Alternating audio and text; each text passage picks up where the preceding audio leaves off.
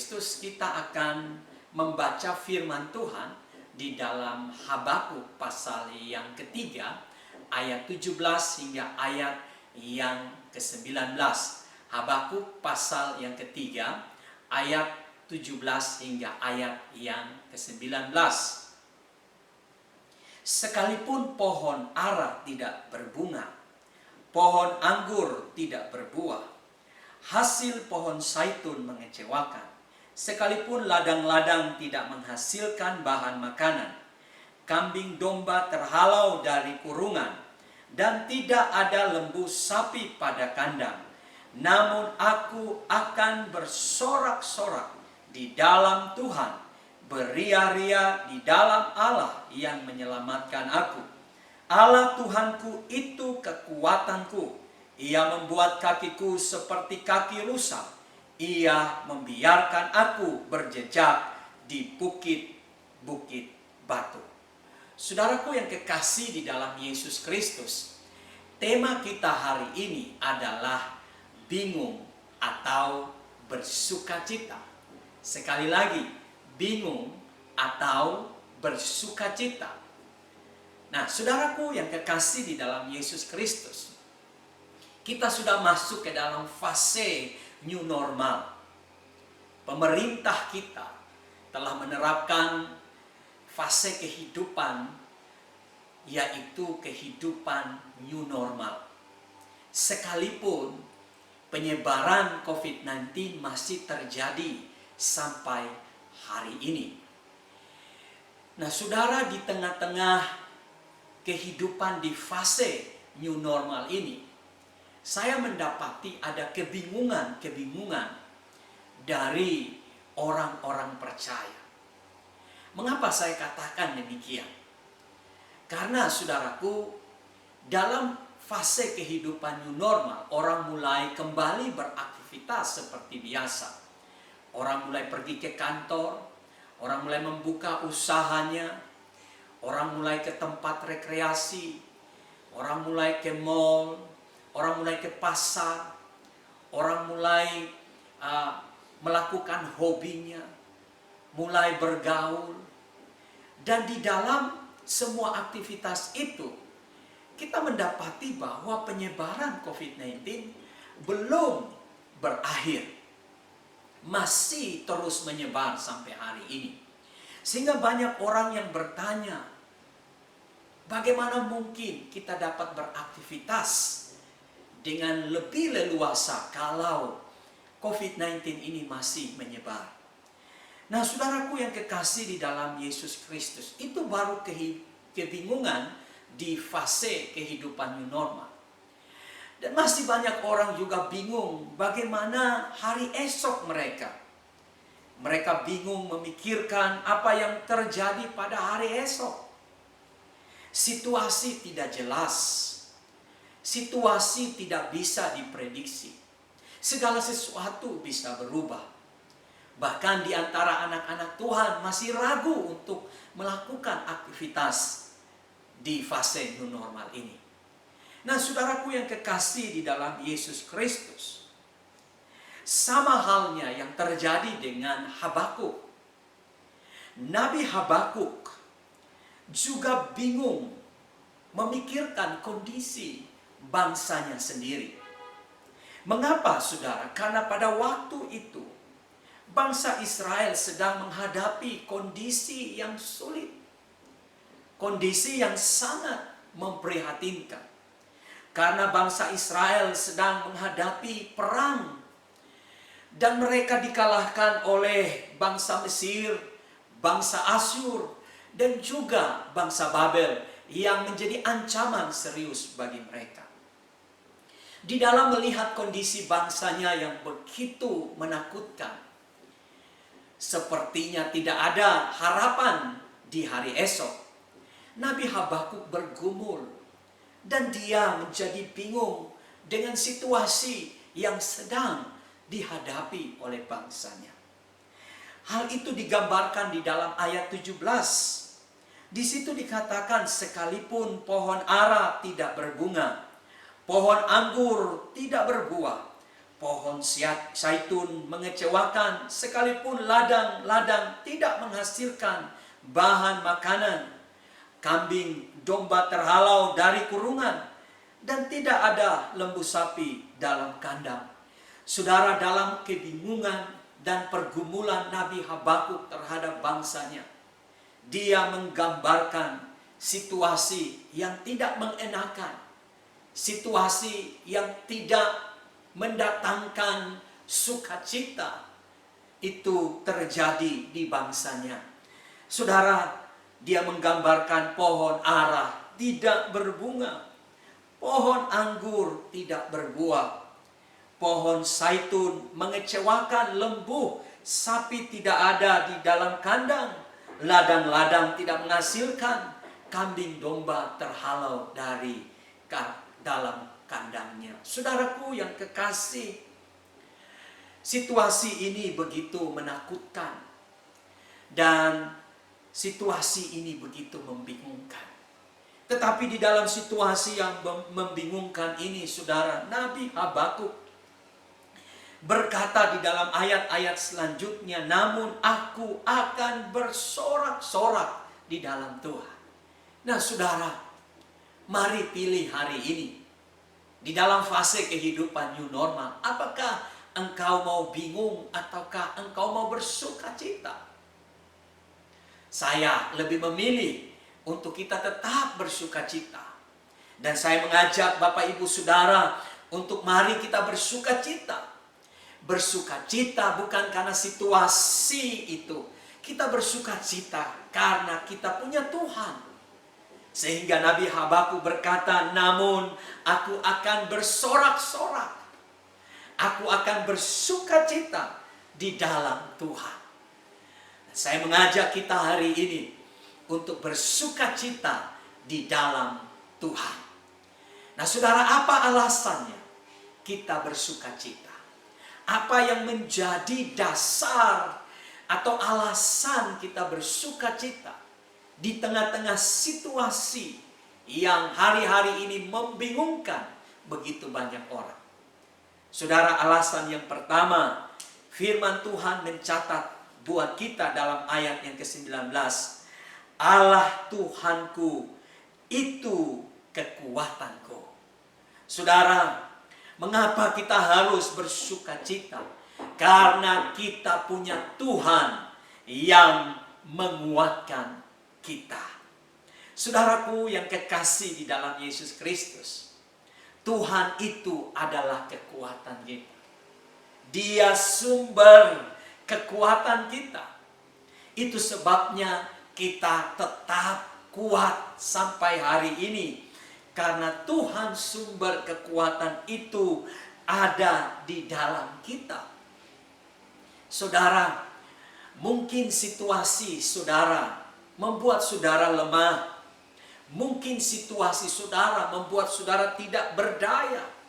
Mungkin kita terseret di dalam pemikiran-pemikiran kita tentang apa yang akan terjadi hari esok. Apa yang terjadi nantinya dengan keluarga kita, dengan bisnis kita, dengan usaha kita, dengan pekerjaan kita.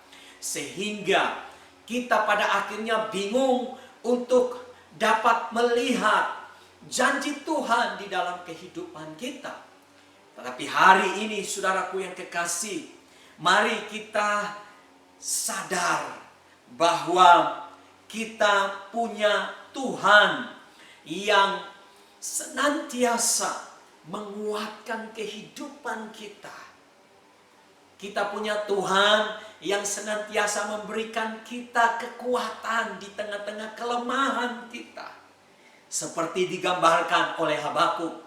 Saudara, dia katakan, ia membuat kakiku seperti kaki rusa dan membiarkan aku berjejak di bukit-bukit batu. Saudara, rusa bisa berdiri di atas bukit-bukit yang terjal, sekalipun di bawahnya ada jurang yang amat sangat dalam.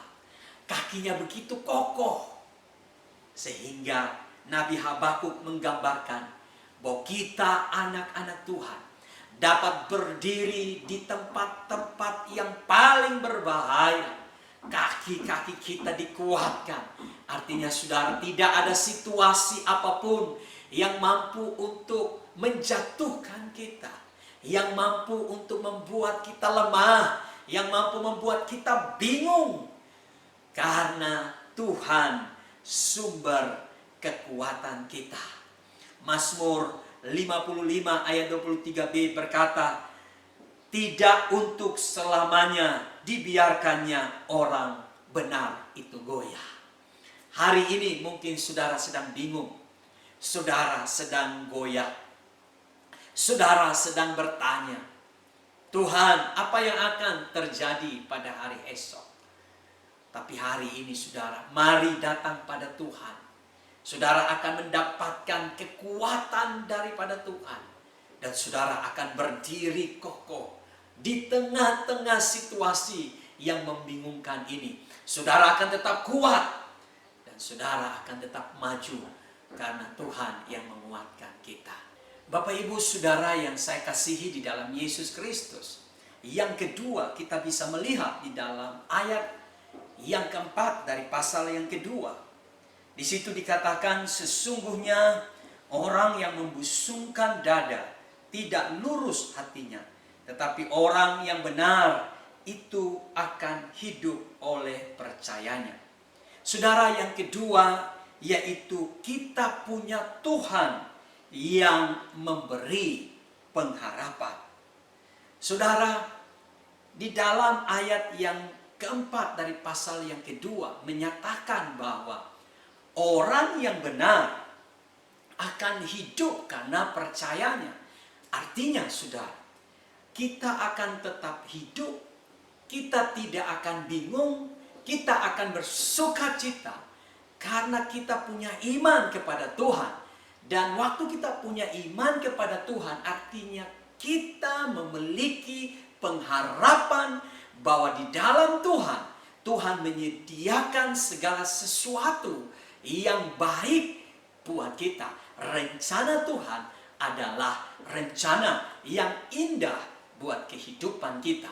Nah, saudaraku yang kekasih di dalam Yesus Kristus, firman Tuhan berkata kepada kita bahwa pengharapan kita di dalam Tuhan tidak pernah sia-sia. Saya ingin jelaskan ini kepada saudara, bahwa hari-hari ini iblis berusaha untuk menipu kita. Tipuan atau muslihat iblis,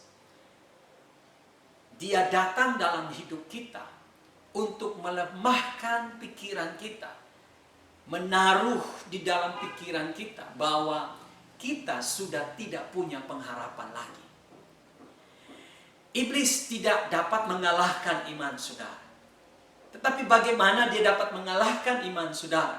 Dia menaruh pikiran yang mengatakan bahwa saudara tidak punya pengharapan. Keluarga saudara tidak punya pengharapan. Bisnis saudara tidak ada harapan. Kesehatan saudara tidak ada harapan. Studi anak-anak saudara tidak ada harapan. Keuangan saudara tidak ada harapan. Pelayanan saudara tidak ada harapan. Ketika saudara tidak lagi punya pengharapan, maka saat itu juga saudara akan mengalami kelumpuhan di dalam iman. Mengapa? Karena saudara tidak lagi percaya kepada Tuhan yang memberi saudara pengharapan. Nah, saudaraku yang kekasih di dalam Yesus Kristus, firman Tuhan mencatat kepada kita di dalam Ibrani pasal 6 ayat 19 sampai ayat yang ke-20. Firman Tuhan berkata, pengharapan itu adalah sauh yang kuat dan aman bagi jiwa yang telah dilabuhkan sampai ke belakang tabir, di mana Yesus telah masuk sebagai perintis bagi kita ketika ia menurut peraturan Melkisedek menjadi imam besar selama-lamanya. Saya mau katakan kepada saudara bahwa pengharapan itu seperti sauh, seperti jangkar yang kuat.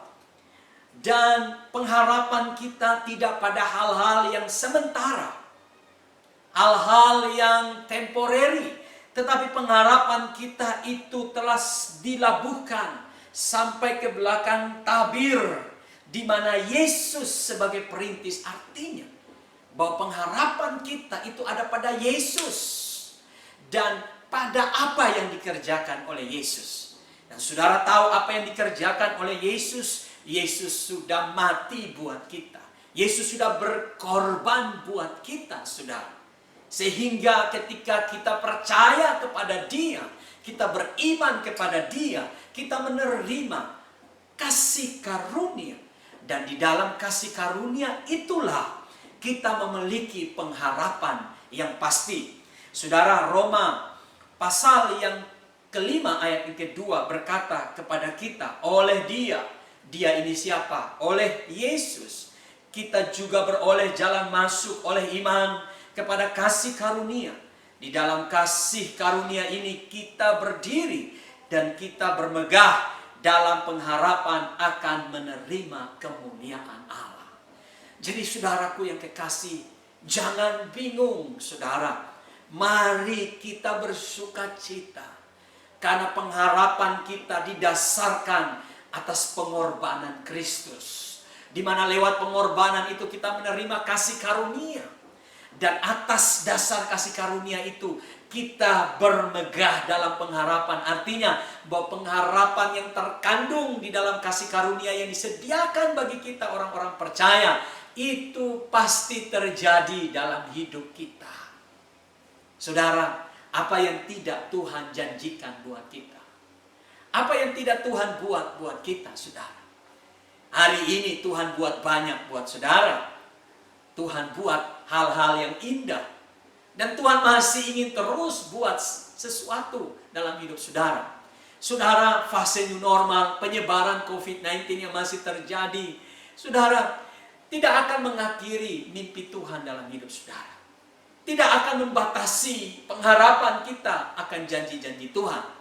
Mari, saudaraku yang kekasih, bangkit di dalam pengharapan. Arahkanlah hatimu kepada Yesus, sebab Dialah sumber pengharapan kita. Dan saudara, Roma 5 ayat 5 berkata, dan pengharapan tidak mengecewakan, karena kasih Allah dicurahkan di dalam hati kita oleh Roh Kudus yang telah dikaruniakan kepada kita. Saudaraku yang kekasih, pengharapan di dalam Tuhan tidak mengecewakan. Mengapa? Karena Tuhan telah mengasihi saya. Dia cinta saudara. Dia cinta kita yang percaya kepada Dia. Nah, saudaraku yang kekasih, hal yang ketiga, mari kita lihat di dalam ayat yang ke-18 dari Habakuk pasal 3. Kita kembali. Firman Tuhan berkata, namun aku akan bersorak-sorak di dalam Tuhan, beria-ria di dalam Allah yang menyelamatkanku. Yang ketiga, mengapa kita harus bersuka cita? Karena kita punya Tuhan yang menyelamatkan kita. Saudara, kita bukan saja punya Tuhan sumber kekuatan kita. Kita bukan saja punya Tuhan sumber pengharapan kita. Tapi kita juga punya Tuhan sumber keselamatan bagi kita. Saudara, tidak ada tempat yang aman buat kita di dunia ini.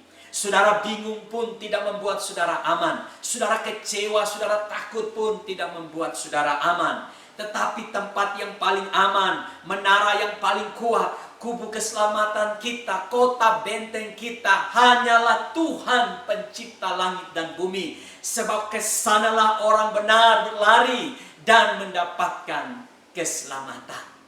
Saudaraku yang kekasih di dalam Yesus Kristus, Tuhan sanggup menyelamatkan kita, menyelamatkan keluarga kita, usaha bisnis kita, kesehatan kita, keuangan kita. Keselamatan bukan hanya berbicara soal keselamatan yang kekal yang Dia sediakan buat kita, tetapi itu berbicara tentang keselamatan kehidupan kita di dunia ini. Tuhan pun berjanji untuk hal itu. Mazmur pasal 121 ayat yang keempat hingga ayat yang ke-8. Firman Tuhan berkata kepada kita, sesungguhnya tidak terlelap dan tidak tertidur penjaga Israel. Tuhanlah penjagamu, Tuhanlah naunganmu, di sebelah tangan kananmu. Matahari tidak menyakiti engkau pada waktu siang, atau bulan pada waktu malam. Tuhan akan menjaga engkau terhadap segala kecelakaan. Ia akan menjaga nyawamu. Tuhan akan menjaga keluar masukmu dari sekarang sampai selama-lamanya. Saudara, firman Tuhan berkata, Tuhan itu adalah penjaga kita. Artinya dia tidak pernah tertidur. Sedetik pun dia tidak pernah tertidur. Dia selalu mengawasi kita. Mengapa dia selalu mengawasi kita, saudara? Karena kita adalah biji matanya. Saudara, kalau saudara yang manusia saja menjaga mata saudara dengan begitu luar biasa, agar tidak tercolek tangan orang, tidak masuk butiran debu, apapun saudara lakukan untuk menjaga mata saudara. Firman Tuhan katakan kita adalah biji mata Tuhan. Dan kalau kita biji mata Tuhan, Tuhan selalu senantiasa menjaga biji matanya 24 jam non-stop, saudaraku. Satu hari, satu minggu, sebulan, setahun, bahkan sampai saudara ada hari ini, Tuhan tetap menjaga saudara. Saudaraku yang kekasih, Tuhan itu tidak pernah terlelap. Dia selalu menjaga keluar masuk kita. Ketika kita ke kantor, kita ke tempat usaha, kita ke pelayanan, kita ke pasar, kita ke mall, kita ke tempat wisata, kita melakukan apapun. Saudara, Tuhan itu tidak pernah lalai untuk menjaga kita. Saudaraku yang kekasih di dalam Yesus Kristus, hari ini berhentilah untuk bingung. Janganlah bingung memikirkan hidupmu. Memikirkan apa yang akan kamu makan, apa yang akan kamu pakai, apa yang akan kamu kerjakan. Jangan bingung dengan hari esok, saudara. Jangan bingung dengan keuanganmu. Jangan bingung dengan studi anak-anakmu. Jangan bingung dengan jodohmu, dengan pelayananmu. Mari bersukacitalah di fase kehidupan new normal. Percayalah bahwa Tuhan itu adalah sumber kekuatan kita. Tuhan itu adalah sumber pengharapan kita. Dan Tuhan itu adalah sumber keselamatan kita. Kiranya firman Tuhan memberkati kita.